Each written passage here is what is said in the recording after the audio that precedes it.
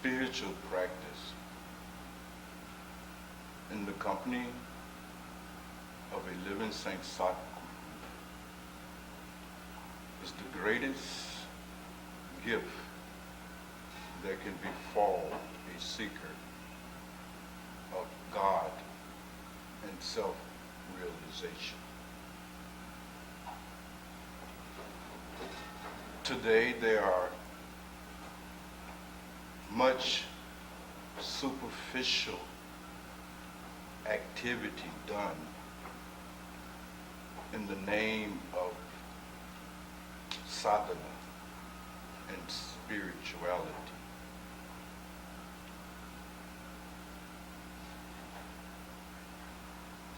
The ordinary and usual seeker of truth, functioning independent of the guru-disciple relationship, is very much involved in the pseudo and superficial activities that are made available to those who have not yet matured to the level where they will need a guru.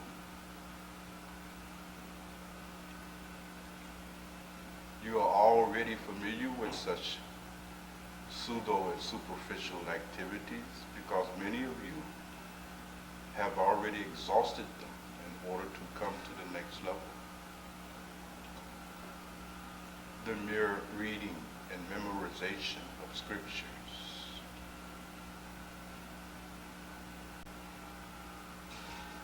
the gathering amongst yourself, professing your desire and your intention to one day attain enlightenment.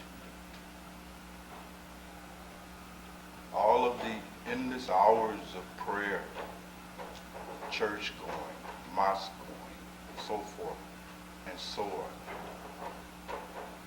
And remember, no matter how sincere you have been in those endeavors, and I do not mock your sincerity, nevertheless, the fact remains that those are simply pseudo and superficial forms of practice that in no way ever lead to the experience of God and self-realization. It is true, practicing within the context of a genuine relationship with a guru is difficult. There is some ordeal in it. It requires something of the hero be present in your makeup.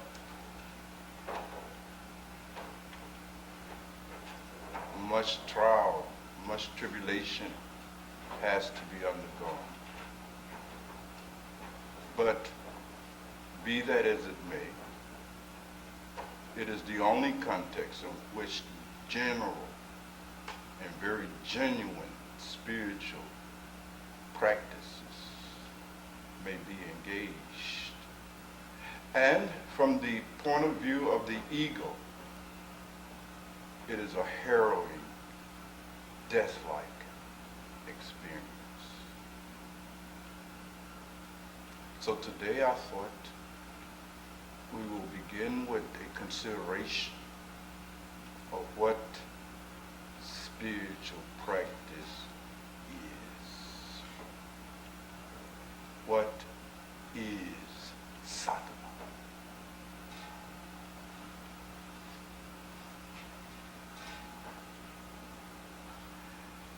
And remember, genuine sadhana hurts.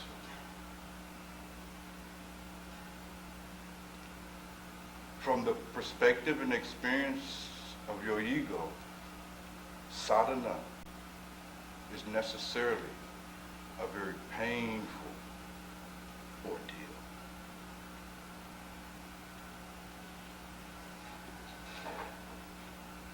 It is not enough to want to be and intending to be enlightened.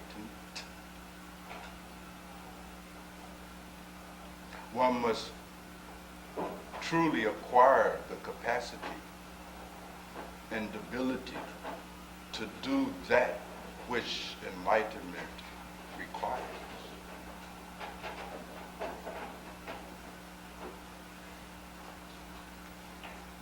Self and God realization, the spiritual process that leads to that blessed condition, requires everything from a man and a woman. It requires all thy soul, all thy heart, all thy mind. Not one iota less than that will do. The transaction that is spiritual enlightenment takes what it takes. And what it takes, beloveds, is everything.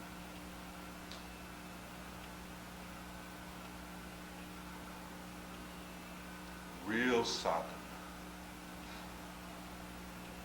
requires that you bring all of your unconscious, egoic impulses and tendencies to the surface. It requires that you understand them to the point of radical understanding. And then to surrender them to the point of transcendence. And this is difficult. This is hard. This is arduous work. It is a great ordeal.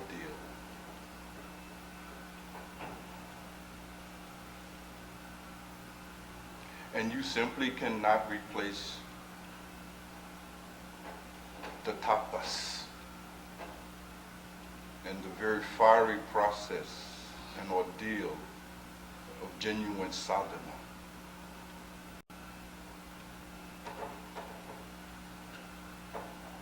You must truly enter into that great process by which all of these tendencies and impulses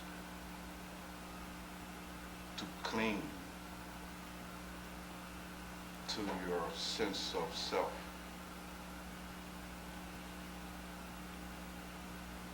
must be burnt. You must be purified of all of that. And there's no way to avoid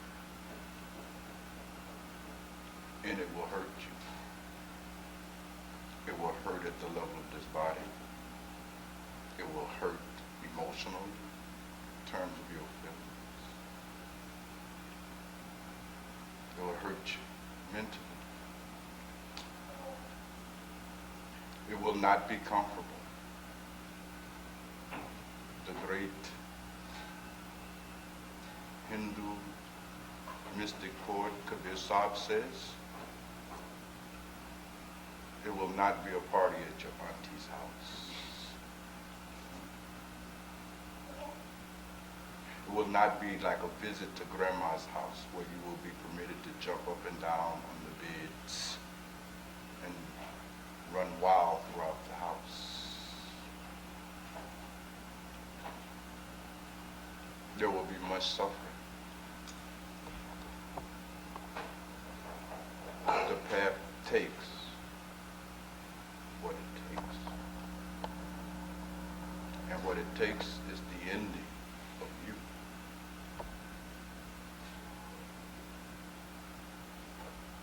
The you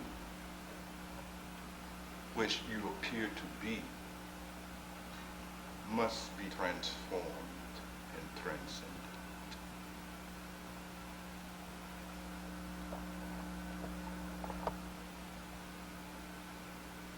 Beloved, it is more than a matter of thinking about it, talking about it, reading about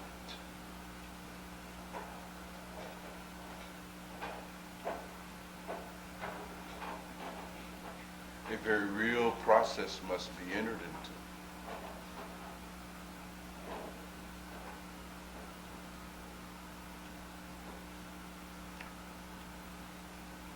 The kind of approach that we ordinarily are predisposed to make toward the great accomplishment that is self and God realization. It is usually made up of trial and error, flying by the seat of your pants, trying to wing it. You cannot wing yourself into a state of enlightenment. Such a process will require perhaps billions of lifetimes. And that lifetime that is devoted to your trial and error approach, your creature power, your own limited intelligence, your own concocted, your own fabrications. Such a lifetime produces no spiritual progress at all. That is the advantage of the company of the living Saint Sadguru, that in such company, one is provided with a map, and the way is magnified so that you may see clearly what the transformation of a puny human being into a divine being requires. And you receive great help toward that end, toward the fulfillment of that goal, that ambition. The whole function of the living Saint Sadguru is to bring you into a crisis as ego. It's to disturb your pathological obsession with trying to make yourself feel better. It is to somehow make you aware of your situation and your condition as it actually is. The function of the Guru is to move you beyond your mediocre spiritual activity. Therefore, the company of the Guru ultimately becomes very dangerous. Ultimately, it will become very unpleasant.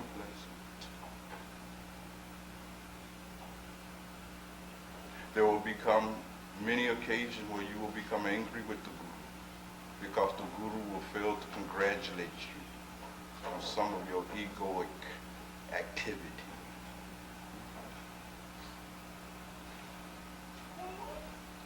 The Guru will purposely ignore you.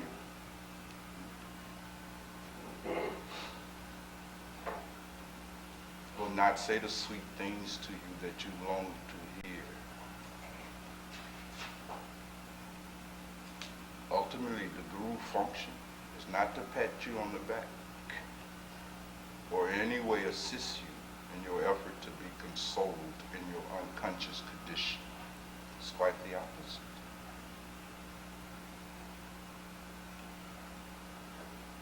The Guru in the Guru's company becomes ultimately a great fire.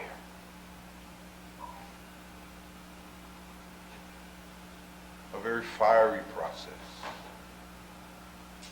in which your ego and all of its tendencies will be consumed. Now such, beloved, is the case. So you should really truly consider this proposition that has been offered to you by way of your initiation. Reflect on it deeply. so that you may not approach the path naive. You must come to it with full awareness. You must truly and fully comprehend the challenges that are inherent in the God and self-realization process, and be prepared.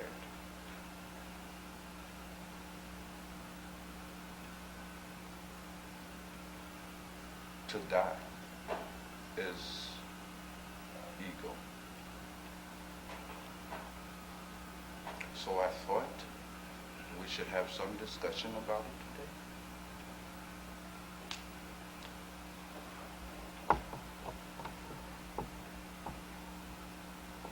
Anything you'd like to say about it? Yes, Mahadasi. This condition that you speak of, Master, it can only be derived from one paying close attention to oneself. I say that to say, from my experience, in noticing myself, and paying attention to myself, I notice in moments where I want to be consoled, and activities that I want to indulge myself in. And it's like, you get so overwhelmed and caught up in this big retreat out here too. It's like you're coming out off of a high, of ego and rush. And then it starts to die down, and then you want more and more, and ego wants to be consoled more and more and more. But if you pay close attention to yourself, you can catch those moments and not feed into those impulses. Take that energy and not feed into going to the show or going to a jazz something or whatever your strategy might be. Take that moment with that peace and that quietness and just rest in it. Rest in it. Turn that attention around from my experience and use it and make it work for you. And a second thing I wanted to add, the Seder Day yesterday. It was a beautiful ceremony, but the Seder Day was really, really a perfect opportunity for us to practice the Ishtabhati. Keeping that attention focused on the Master, and doing Seder Day. That whole process, keeping it on the peripheral and diverting the attention. You know what I'm trying to say. You know what I'm trying to say. And I struggled with that so yesterday, and I got so absorbed in it all because I love being around you and the sun god, and I got absorbed in it all, and I dropped my ishta. And when I got home, it's like my high for that whole event, that rush, that egoic rush, it had just died down. And I caught the moment, and I started looking for other strategies to console myself. I needed more. I needed more of something to keep me feeling charged and energized. And some suggestions came up, and I said, no, I want to rest in this. Let me just rest in this, in that quietness, that reflect, and just reflect. And I just reflected that on the day. But just to add to what you just said, all that magic word to me, that underlying word for all of it is your attention. And where is it being placed? And one must truly do more than talk about it, do more than lament about one's inability to do so, to do more than to confess one's intense desire. One must actually do it. You see? You see, beloved, we spend so much time confessing our regret for not being able to do the thing. But the regret for not being able to do the sadhana is not sadhana. You see? It takes what it takes. You're absolutely right. This attention can always be turned. Even when you have fallen, the attention can be turned. And it must be turned. One must never make the turning of the attention conditional upon any situation, any circumstance at all. Even when you are at the lowest, the attention can be turned. We must truly, therefore, simply eliminate all excuses, all justifications for failure to do so. You are absolutely right. It is about attention and the relocation of that attention from this preoccupation with your self-concerns. It is this very preoccupation with yourself that prevents the experience that is God in the person. So you are right, beloved. And it is a struggle. It is a mighty struggle. That's why I have said it requires something of a hero, a shiro, be in you. The battle will be furious. And you're right, you must notice yourself.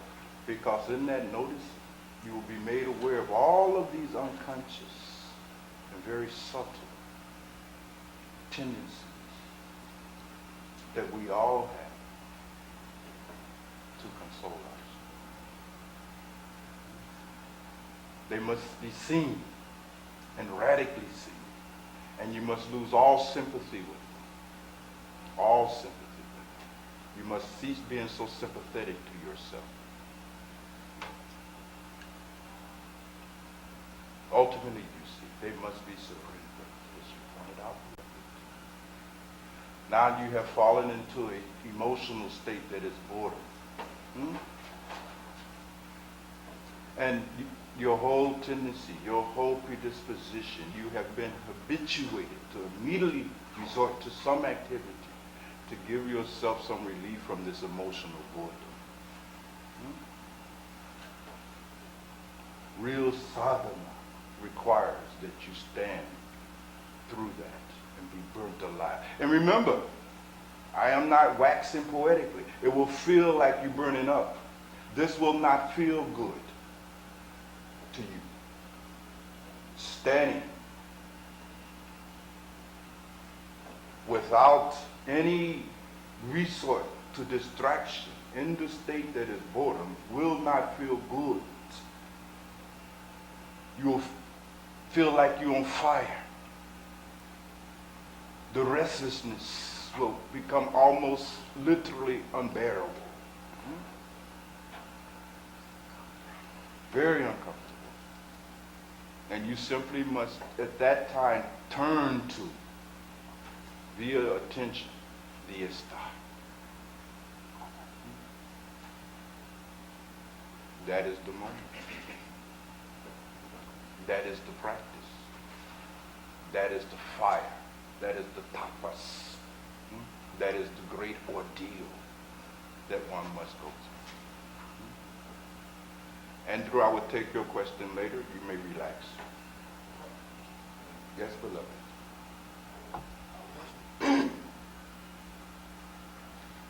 How much more intense is the pain of going through this ordeal than just the pain of waking up and ready to do it? You see, beloved, the pain of sadhana is far greater than the pain of living your old ordinary existence. It's really interesting. That is why you choose to live your ordinary existence. The moment you interrupt that and come close to the condition, you immediately pull back. Are you following me, baby? The moment you drop your ego strategies, and remember, you cannot go very long without your ego strategies. You're only able to go just a very short distance. And immediately you realize it. You're out of strategies. Is that about right? And you immediately now start desperately looking for the next strategy to overcome this crisis in your condition. And then you try to make yourself feel better. Not to feel worse than you already feel. This is your ordinary life. This is the principal activity that you are involved in. When one enters into sadhana, it hurts much more than that.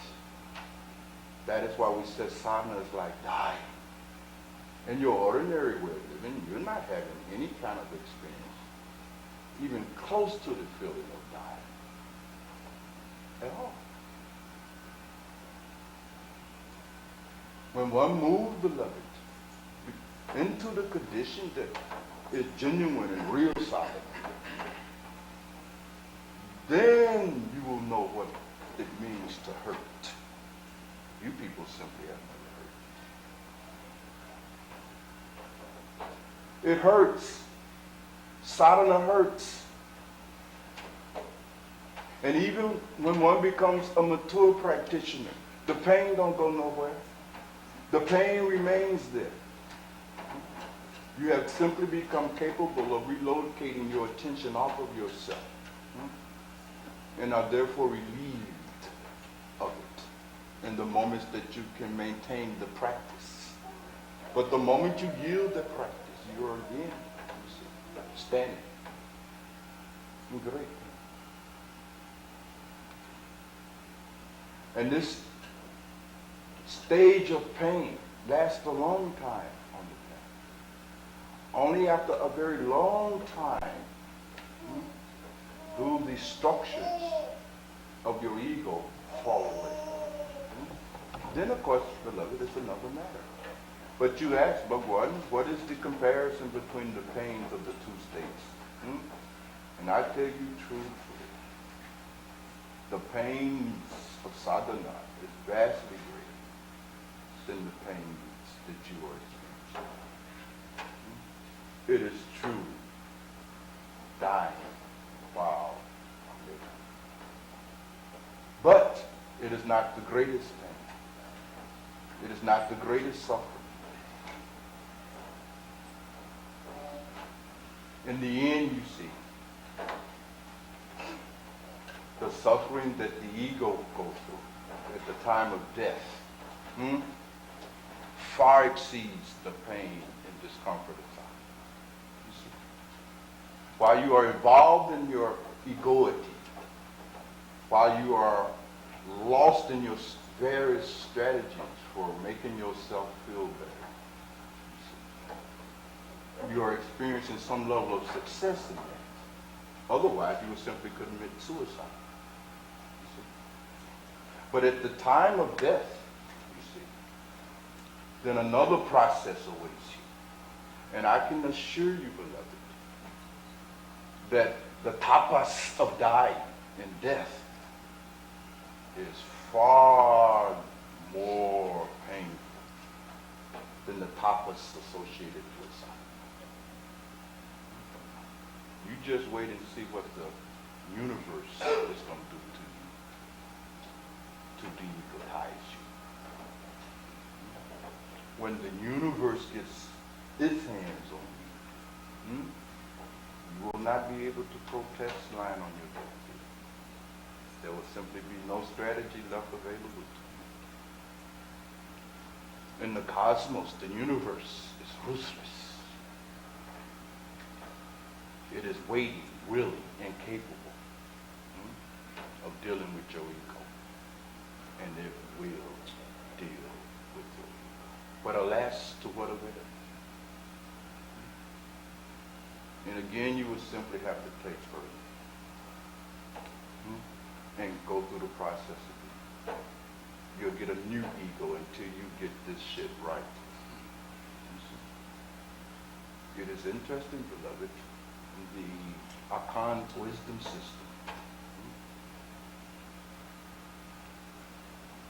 The ancestors talk about that part of a human being that has been given to them by God. Nana, my wife. And that part that has been given to them by God, because some parts have been given by the Father, some parts have been given by the Mother, and so forth. But in our current wisdom system, man is understood to be a trinity of forces. And that part that is given to us by God, the nakripravya, the divine purpose. You were born with a purpose. And that purpose is God realization.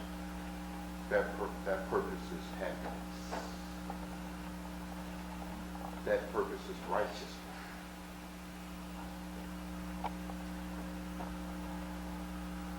That nakravya is about the full potentiation of your divinity that is inherent in your very being. And it is very interesting in Akan culture.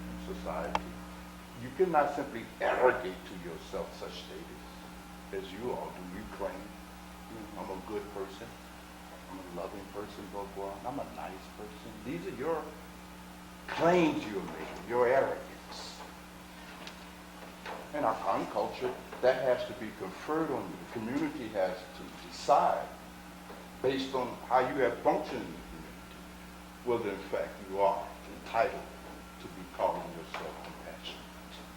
Just the opposite. You see? So it tends to minimize one's ability to deceive oneself. So it helps. Community always helps. Much more can be said about it. You see, the point I'm trying to make, though, the point I'm trying to help you to really comprehend is that real sadhana, real spiritual practice hurts. And it's going to hurt for a long time. It does not feel good. Do not approach this path trying to make yourself feel better.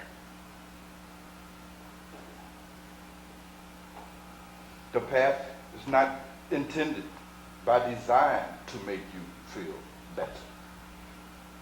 If you like to feel better, there are all kinds of other agencies available to you. There's all kinds of therapies, drugs, psychotropic medicine you can take, alcohol you can drink, dope you can shoot. These are the means that are far more effective in making you feel better than sadhana. Sadhana will mess you up. It will create great discomfort to you. It will create a great crisis. Ultimately, it will kill you so that you can live, really. It will rebirth you. To be reborn, to be born again, necessarily implies that you must first die. How can you be reborn if you have not died? It is the death of the ego that is required to be reborn spiritually. Now this is simply so. So I want you to really consider it. I really want you to consider it very profoundly. I want you to find some time today. Sit in a corner by yourself. Get alone for a moment. And I really want you to sit down. And I really want you to truly consider this thing called sadhana. Consider what spirituality takes. And then you simply must decide. Are you willing to pay that? It's all right. You may come to the conclusion, I can't pay this kind of price. But one, that's too spiritual for me. I didn't want to go that far, man. You know, I wanted to, you know, be able to sound spiritual, dress spiritual, you know, give me a spiritual name, and you know what I mean? Give me a stage to perform my little spiritual drama on, and all of that kind of thing. You see, And I can understand that. You see. I do not condemn you. I understand that.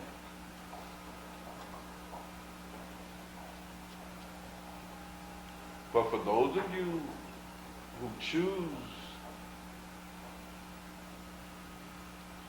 real spiritual practice, then you should get down to business now.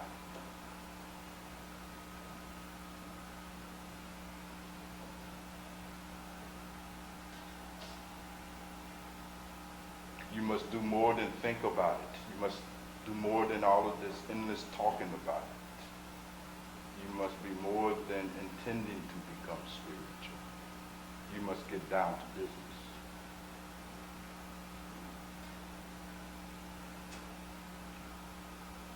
And I'm just here to tell you that it's not going to be pleasant. And you've been looking for a pleasant way to become spiritual. One that will not hurt, that will not cause for great sacrifices. One that will not inconvenience you. One that will not interfere in your principal strategies of consolation.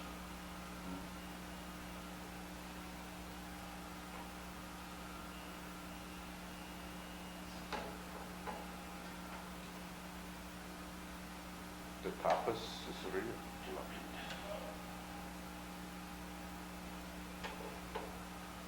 And you really must enter into the fiery process that it requires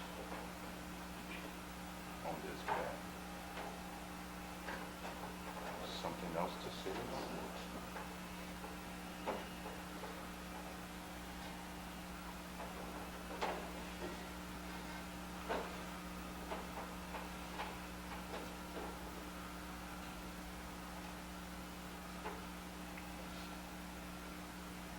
Yes, Bhagwan? I don't know if I'm hearing this question correctly, but I'm going to say that it appears to me that what is most important is that you trust the process, that you surrender this ego. And it sounds to me like you're actually killing it, but I know that you need the ego to evolve. And you talk about the ego being, when it's at that state of maturity, it's at that point where you can really transform. I guess my question is, because we're always looking for strategies to be, how do we know, or is that even important, how do we know when we are moving progressively and not just using another strategy, another egoic strategy? How do we know? Yes, it's You understand what I'm saying? Yes, beloved, it's Okay. a legitimate question. You will know because you will simply forget about yourself.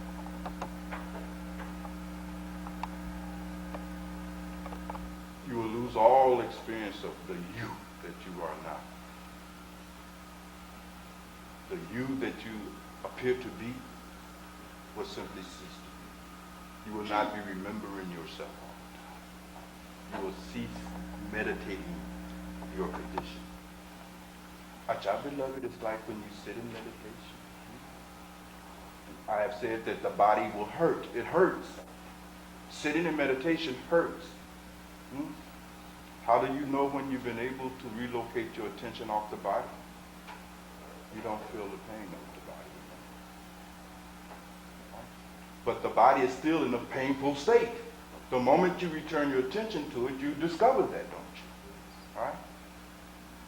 It's like that. You will know when you have truly moved deeply into the self and God realization process, because you will simply forget about yourself. You won't be checking back to see how much progress I made. To checking back to see how much progress you made is a sign that you haven't made much progress. Are you following me? It is still about improving you, the ego.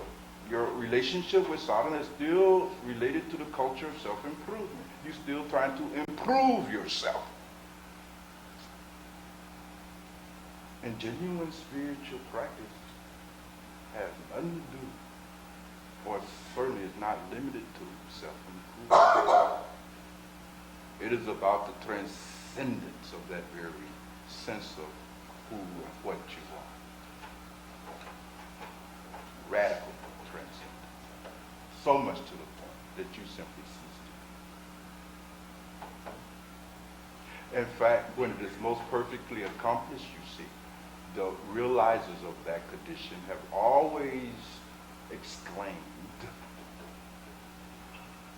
their oneness with God. When the Hindu mystics attain that condition, they instantly confess it. Aham Brahmasmi. I am God. The Muslim and Sufi mystics, when they attain it, Allah al-Haq, I am God.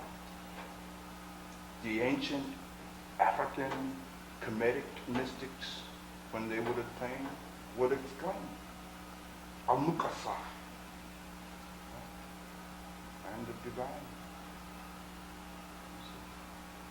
You cease having the experience of Janamaji, and you begin to have the experience of being God. And to the degree that you lose the experience of being Janamaji is a sign that you're moving closer. It is a real self-evident experience. There won't be any doubt about it. You see? In fact, it is the one event that is indubitable. It's like, beloved, when you wake up from sleep at night into this wakeful level of consciousness, you don't have to ask, I'm awake. You know what I mean? The waking up contains the evidence. It's like that. You won't have to ask anyone, have I transcended myself? You will know it. The experience is self-evident.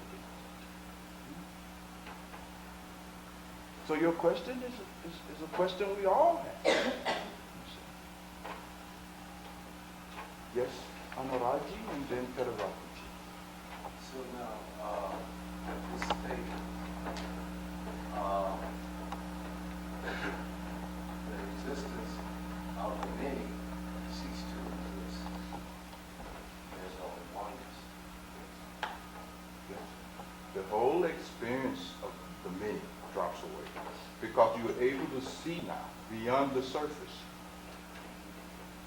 What you were calling many was simply different forms of one thing. Like we all are probably wearing some kind of gold jewelry in here, right? And if we held them up, all of them would probably be of a different shape and so forth and so on. But the one essential feature is that they are all gold. When I do not understand that, then I would say, well, my ring is different from Satrali. They're not related. They're not even the same thing. Look, mine is shaped like this. His shape. I'll bring you many arguments to prove the difference, you see. But all of your arguments are superficial. They're not deep. They're not profound. You have simply not understood that at a deep level, they are one. They are gold. Similarly, you see, beloved, what we are calling many, and not just many other human beings, many includes everything that you can experience as the other.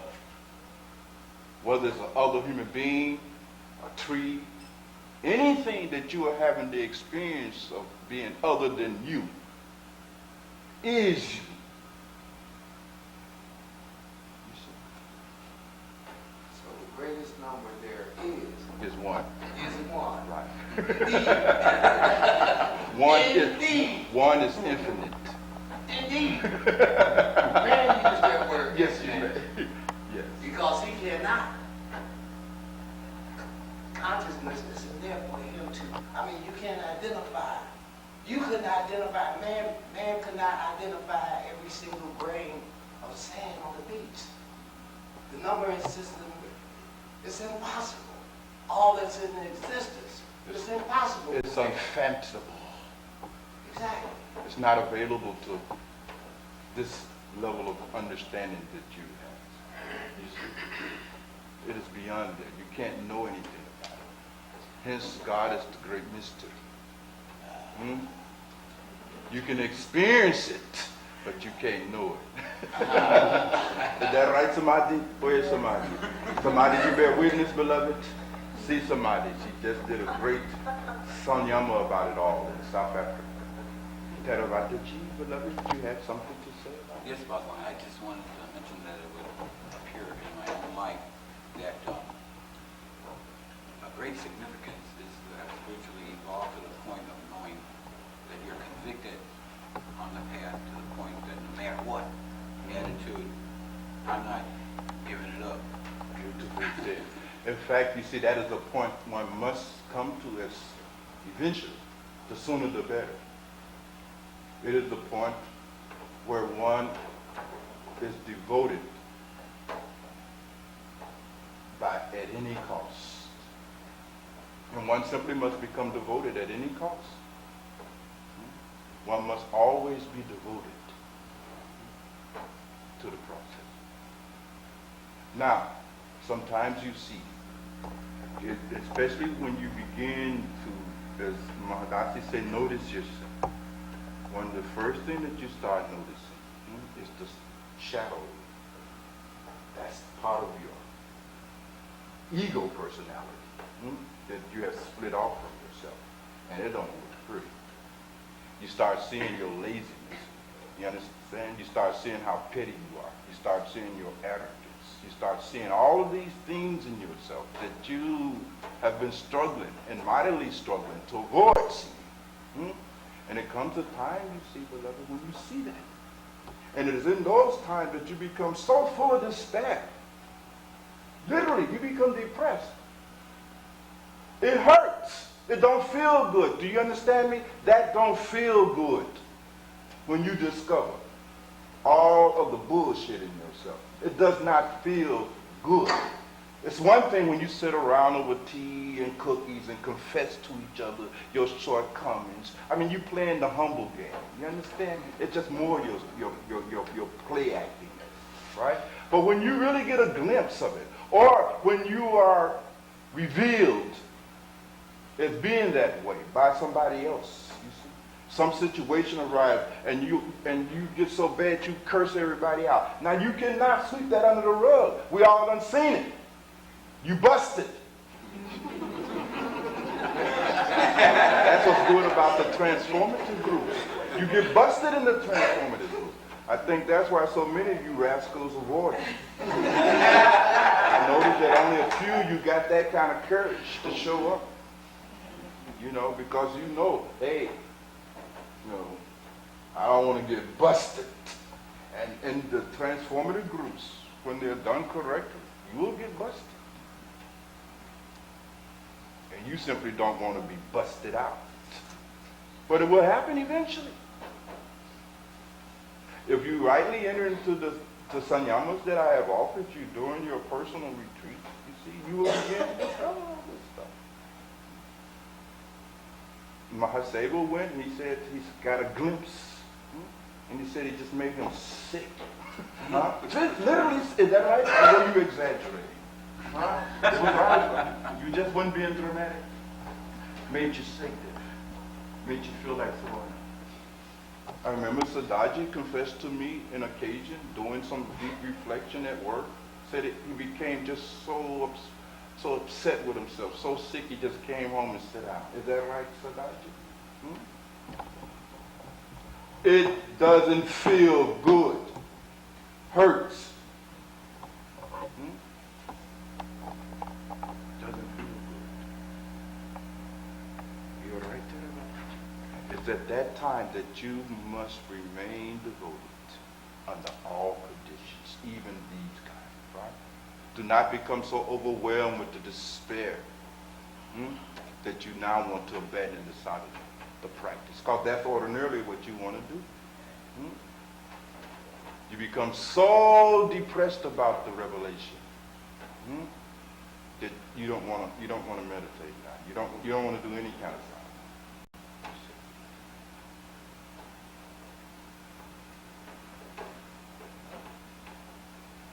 You say, I have to go back and clean myself up. I got to fix this in myself. I got to fix this broken part of myself. But that's not the point. You see? The point is not to fix the ego. It is to transcend the ego. The point is not to fix yourself. It is to transcend yourself. And when you ordinarily see these things about yourself, you want to stop all sadhana and run back and fix yourself. You want to resort to the culture of self-improvement again. Now, in this way, you will spend countless lives. You have spent countless lives. And you have spent most of this life in that process.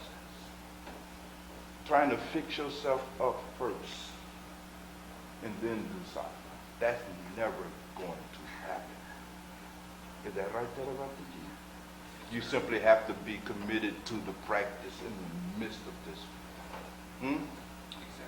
It is going through that tapas, that fire of sadhana that will burn away these impurities. And nothing else. Underline the nothing. You can run to all the psychotherapists you want. You're not going to burn up that impurity in yourself. Can't do it. So this is what must be understood. And once understood, then we get down to business. Right? Yes, sir. We get down to business. You see?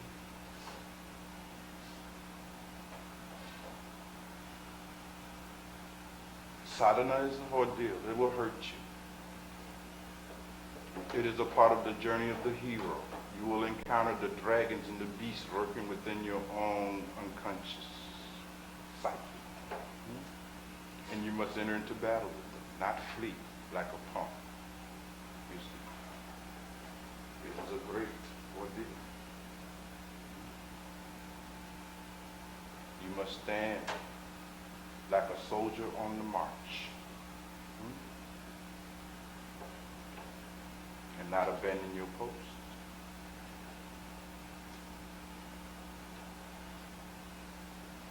It is truly something. I'm reminded of a story about Saint Teresa. And on one occasion, Saint Teresa was en route on a pilgrimage. Saint Teresa of Avila was a great holy woman in the Catholic mystic tradition, as most of you know. Did incredible sadhana.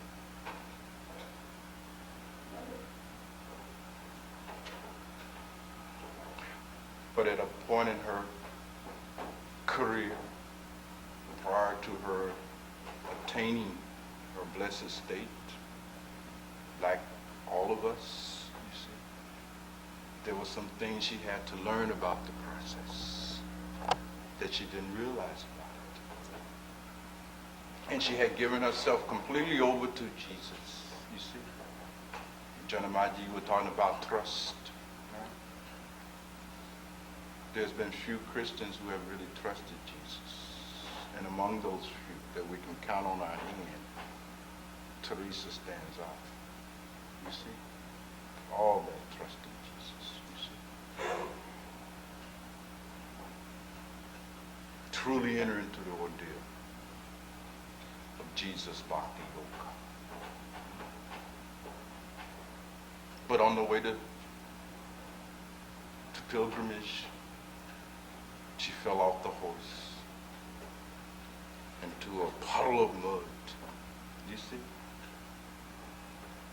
Broke her arm. And just in that crisis, you see, who would show up? Jesus. And on the one hand, she was happy to have the vision of Jesus, but on the other hand, she said, Lord, you know, Why you let this happen to me? Haven't I been not been faithful? Look at her. Haven't I gone through enough suffering? And she had tremendous suffering. Why you let this happen to me? And Jesus looked and said, well, Teresa, that's how I treat all my friends. And she said, no wonder you have so few.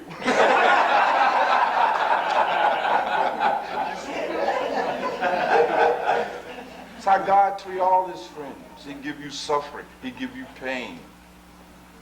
He hurts you as ego. Because unless this ego is removed, then you will never allow God into your life. Not really. And not rightly. God for you, while it being in this state of ego, is simply just another part of your strategy to make yourself feel better. Hence your prayers are full of orders that you give God. Send me some money, send me a wife, cure this cancer.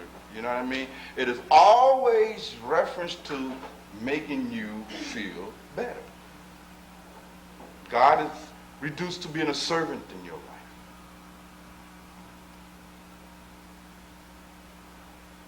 So it's only in those moments you see. When the ego cracks, God has an opportunity to slip into our life.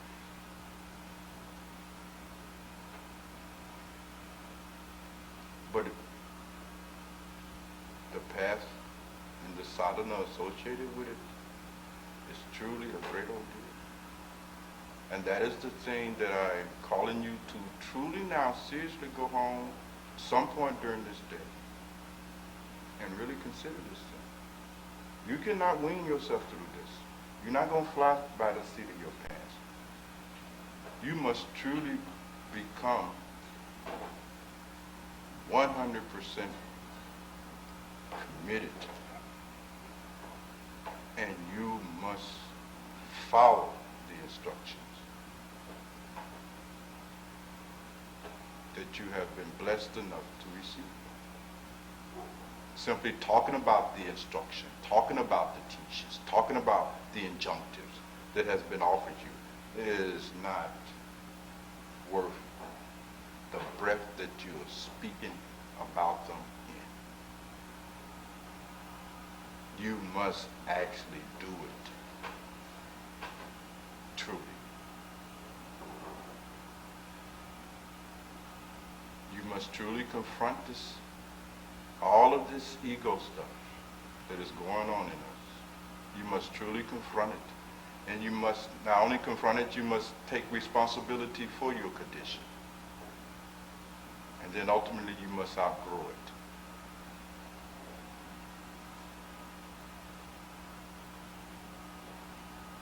And this is what the path takes.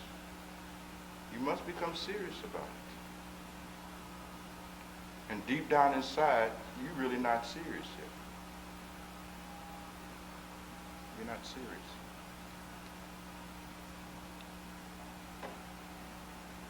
You're having too good a time on the path. You're not hurting every day at some level of your being. That simply means you're not doing no sadhana. If you're not in no pain, you're not hurting, you're not doing any sadhana. It's a sign that you're not doing any sadhana.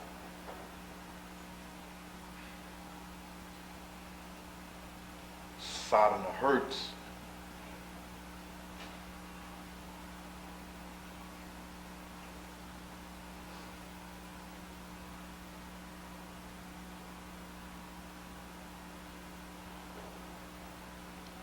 And you're simply afraid of being hurt.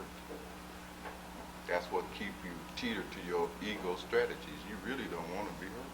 It's your basic problem. You truly do not engage this sadhana because of your fear. Bhagwan, if I really, truly gave myself to this practice, your deep feeling is that you're going to suffer. And you're right. You're absolutely right. You are going to suffer. So I might as well let the cat out of the bag. You see. You intuitively sense it. You sense it without not even having to tell you. Boy, I done did too much meditation today. You know, I overdid it, man. I got to take me a couple of days off. Right? I done messed around, tore all my ligaments in my body. You're right. You pull back. You see, you pull back from that because you sense it. If I really do this thing, suffering is there. You sense it. And you pull back. And you become mediocre. You remain mediocre. Your sadhana is always mediocre. Just enough so not to hurt yourself with it. Yes, beloved. So we intentionally made our sadhana out there. Yes, you're intentionally mediocre by design.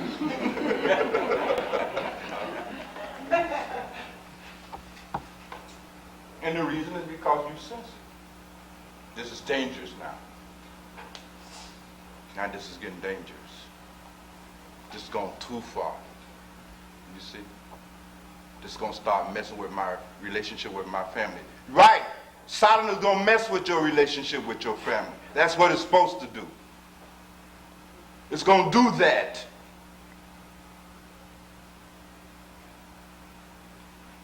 It's going to interfere with your relationship with your wife and your children. That's what sadhana does.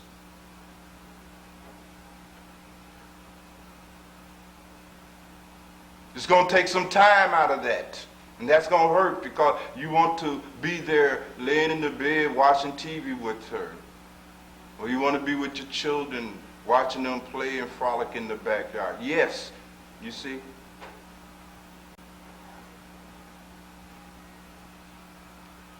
It hurts socially. It hurts this body.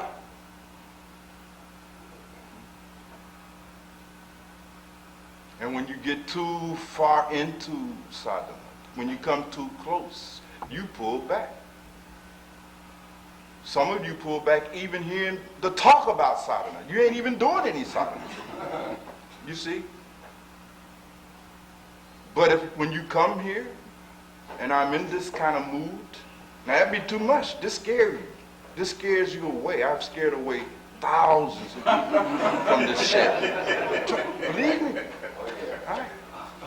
It's all nice and dandy, you know, when we're doing the metaphysical thing and the philosophical thing, and you know, we're doing the historical thing, and you know what I mean? It all sound very pretty and poetic, but when I start getting down to business, this scared the hell out of people. They said, this nigga crazy. You see? He's trying to hurt me. Yeah, you want my meat, my alcohol, my drugs. I can't chase these women, or I can't chase these brothers around. You know what I mean? He can be serious. You don't have to do all of that to be spiritual. That's the minimum. That's the least. You see? Much more than that it becomes required eventually. But that's minimum sadhana. I don't even call that sadhana. I call that the preparation for sadhana. Yes, beloved. It's really hilarious, Master, because Arjuna and I, we were planning to put together a little skit about you seekers who come to the house and the dialogue is just what you just said. You start talking about how cool it is at first. Oh, this is hip, this is better than what Farrakhan them doing, and all that. And then when we gonna take it farther, and then we start talking about when it gets really down, man, that nigga got to be crazy. Meditate, get up at 6 every morning. Don't expose all the plot. We will do it for next season. Will that be fine? All right, Bharataji, you and Arjuna Sahib will have the task of writing a small skit. It will be powerful. In fact, we did a skit at Bandara years and years and years ago when I really was fresh on the path. And we did such a skit for Bandara. you see, that really tried to depict. Of course, we chose to demonstrate two, so-called satsangs, right? But this is good about the secret. That'll be good.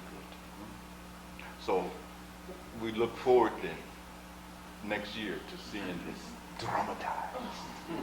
So, but just the shadow of sadhana scares so many people.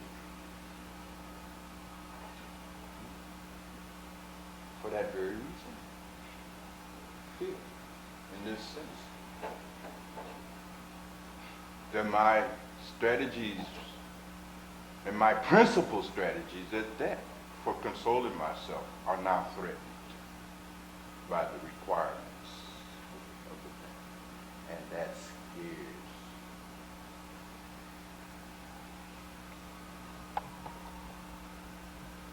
Yes, ma'am. Master, you also talk about the fact that the reason that it scares us is that we really, truly don't feel that we're going to be taken care of.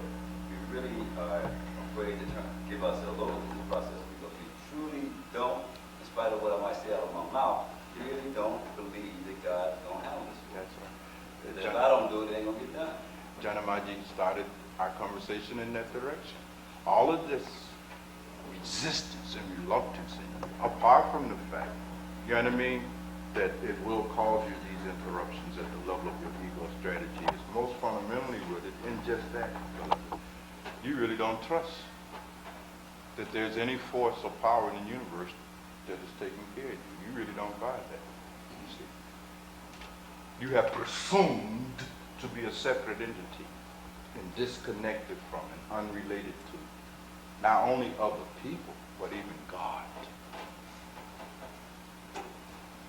I'm not talking about what you philosophize, and I'm telling you what you are actually feeling viscerally. You actually feel separate. That's a feeling. Ego is not a kind of philosophical point of view. You feel separate from others. And you feel separate from nature. And you feel separate from this universe. And you feel separate from God. It is a feeling that is brought on by your presumption of separateness. In much the same way, you see, beloved, that as Maharaji used to always give the example, walking in a forest on a rainy night, and they're laying in the path ahead, in the path that you got to go down to get out of this forest, that's striking and kills you, is what appears to be a snake. And the biggest snake you ever seen in your life, right? And in the next instance, you are in a state of sheer, stark terror. Fear grips you. Your whole psychophysical system becomes full of fear, right? As a response to your perception. And it's only when the lightning lights up the forest again and you see it's actually a tree. And then what happens to the fear? It vanishes, doesn't it? Right? In the same way, you see, your feeling of being separate is based on the same perception about your being separate from God. Now, in reality, you see, this cannot happen. How can you be separate from existence? How is that possible? But one really has no faith and no trust in it. And hence the ego condition is therefore characterized by this feeling of being alone. That's one of his feelings. That's how you feel. You really feel alone. All by yourself. Struggling. And you got to make it the best way to get through. You feel alone. You feel isolated. You feel unloved. Not understood. Nobody really cares about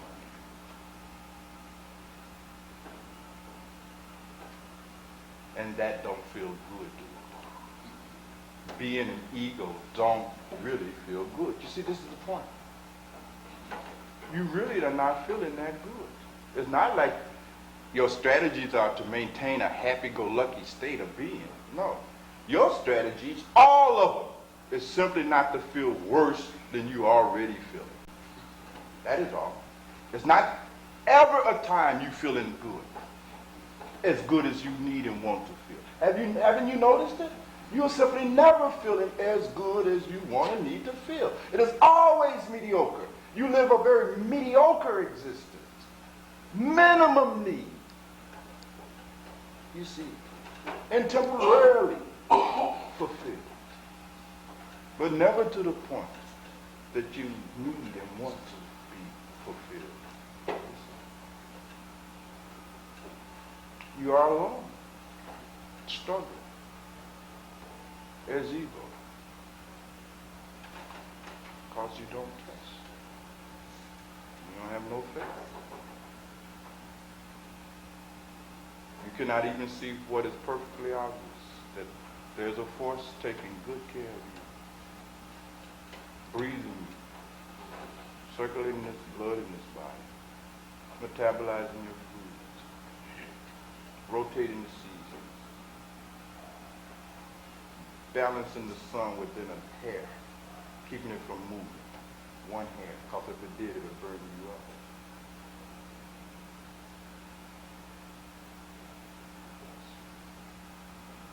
Taking excellent care.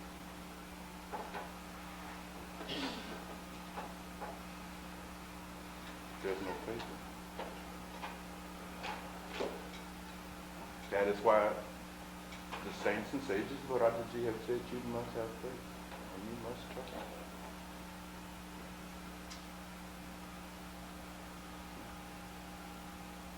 No matter how much pain and suffering you're going to go through, it's going to be all right.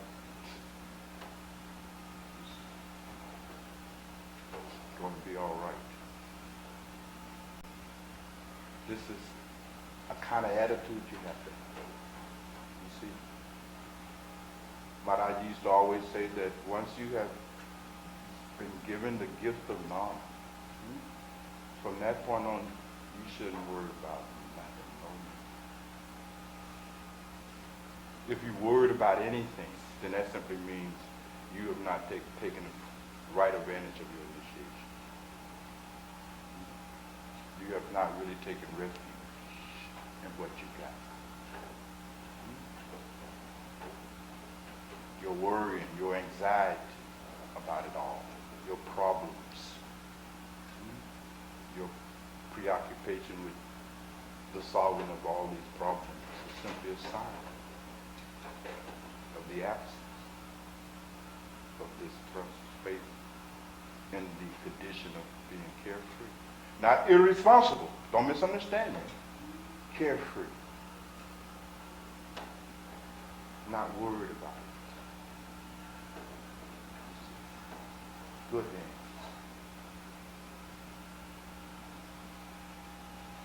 hands. In our Khan wisdom system, they say that each soul is given a spiritual mama. And it's the spiritual mama running the show. And like any mother, she's going to take good care of you down here.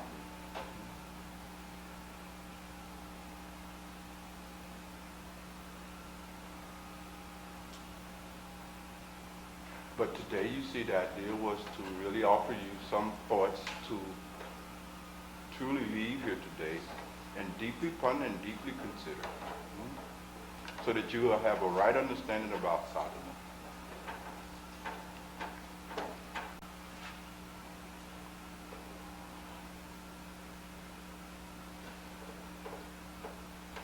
So that you make right use of the opportunity that has been offered to you.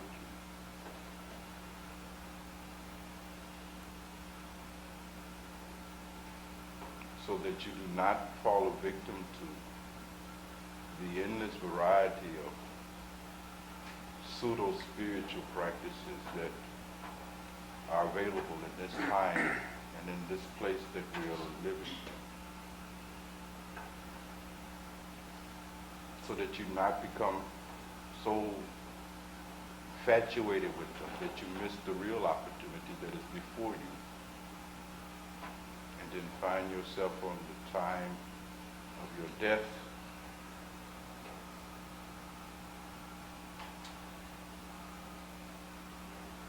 in the hands of the great master, that I can assure you will put you through a pain far greater than any pain that the guru will put you through. Yes, Gusa? When you said that after reminding me of a situation that just happened, just exactly like that. Guitar player, we asked to play for us for the same thing, and he's very religious, and he was like, okay, yeah, I love doing what you guys, blah, blah. And then when we started explaining to him what it's about and the songs and everything, and then he told us that he couldn't play because he would be denying his Jesus if he sung to you or played for something. And it took me back because I wanted to tell him, but you're going to miss the opportunity to play for God. I mean, you're playing God, but you don't want to play for God. And it hurt me that he was going to miss something that he really felt that he was a part of. Guru Murthy has already given you my compliment. I don't have to say anything about it. Yes, beloved, you get the last word. I have experienced recently how deceptively feeling alone gives attention within the emotional, physical, mental levels, attention, tightness, tight tension like that. And I guess it's vibration too, like that. And that has to be given over to the attention on the side Yes, yes, yes. to achieve the Ishtar Yes, successfully. yes. It is really a relocation of attention and its energies. Because Right. that causes us to seek out this. Of That's course. the, you do this and it's Yeah. that tension. It's the tension that you seek to get relief from. Right. Right? The concept. And that tension, the ego is a felt condition. Us, even when we're near each other, Yes. sitting or walking Yes. or talking, there's a tension. Always. That we want to console ourselves. Yes. Because we're maintaining that separateness. Yes. But it's not reality to it, but that's our experience. That's right. That is the experience based on the presumption of separateness. It creates tension, stress in the body-mind. And then that stress sometimes becomes unbearable. And then we resort to a strategy to be relieved. But we never transcend it. And it makes us feel so bad. Because on some level we know it's not true. Yes, but only on the intellectual level. And that unfortunately does not relieve That's you. right. You see my point? What is required is really the transcendence of that via attention. It is really required. Simply knowing about it is not enough. That's why I said, you see, beloved, the mere knowing about spiritual matters, the mere knowing about sadhana and how it works, being able to intellectually comprehend all of that. You see, it has its place, but that's not enough. You see my point? It's like being shot by a gun. You understand, bullets, guns, velocity, the mechanism of a gun, and how guns are manufactured. But you are hurt. You see, it don't do nothing to relieve the pain. And if you go on analyzing how it occurred, you will simply die. You see my point? That is our position. You see? We must transcend this thing. And that's real sadhana. And that hurts. If you don't remember anything else today, remember, beloved, if you're not hurting, you're not really practicing. And some of you, you see, are so terrified about being hurt. If you miss a meal, just the thought of missing a meal terrifies you. I'm going to be hungry all night. Now what? Are you going to die? Hunger will not, one night of hunger is not going to kill you. So I got to give me some meat. Or I got to give me a little sex. Or you understand?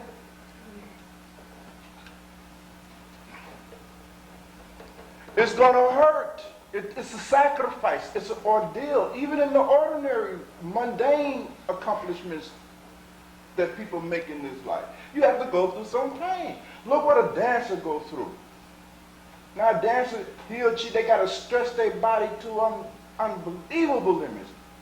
That is work. That stuff hurt.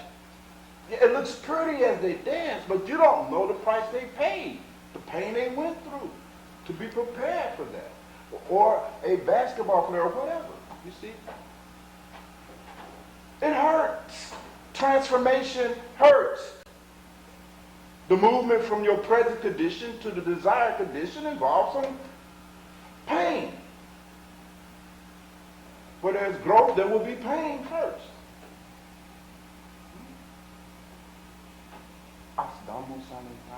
And you might as well get with that. You see. And stop deceiving yourself. Stop deceiving yourself about this thing. Right? You must become committed to and very disciplined. And stop trying to wing your way through this thing. And you've been trying to wing your way through life. I'm telling you now, you're not going to wing yourself to enlightenment. You're not going to be able to manipulate your way into enlightenment. That's not going to happen. It takes what it takes. Either you will pay the price or you will not. That is your choice. Just a few announcements before we depart today. I hope that our guests will join us upstairs. I believe there's food up there, and we want to now try to make up for all the damage we've done down here. Make you feel better. And I want to first remind you that starting this month, we will be in the posture of one satsang a month, like this. And the next satsang will be over at the conservatory in Garfield Park. And those of you who are not familiar with it, see anybody here in the house, and I'm sure that they will help you find and locate the place. You're most welcome to join us. And in the absence of multiple satsangs of this nature during the month, we have resorted to a posture of transformative groups, and I believe there's one meeting every night of the week except Friday. Right? You are most welcome. In fact, I encourage you to really start attending these things and make use of it. Stop avoiding. Stop hiding out. You haven't deceived anybody. And sooner or later, you're going to have to deal with whatever is going to be revealed to you in the transformative groups anyway. That's why they exist. And my wife sent the card. Would you read it? And then you can pass it on to Tamamaji. You can put it in the newsletter so everybody can read it that is not here today.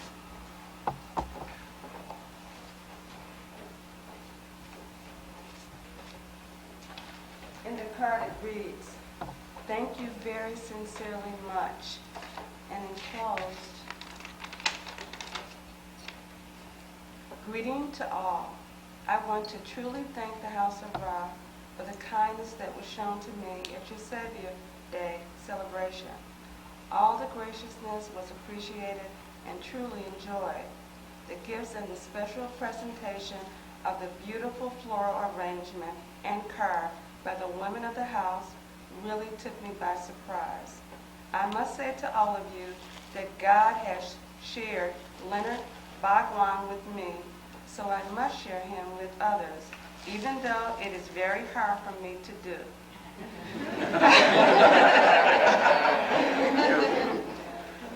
I, as all wives, tend to be protective and possessive when it comes to our husbands and children. But I must say I enjoyed your festivities, and I was honored to be present and to be received so lovingly. A big thank you, and hugs for all. Of course, I think she speaks for myself as well. The Sabbath Day was just a real delight to see, at least for a few hours, we were able to step far enough away from our own preoccupation with self. Right? And I hope that, you know, with each succeeding Sabbath Day that we become more and more able to continue doing that.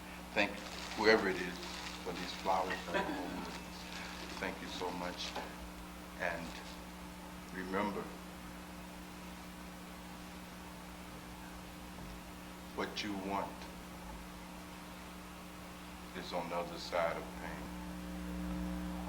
This is what perhaps the most profound insight that Maharaji gave me. And I want you to truly ponder it.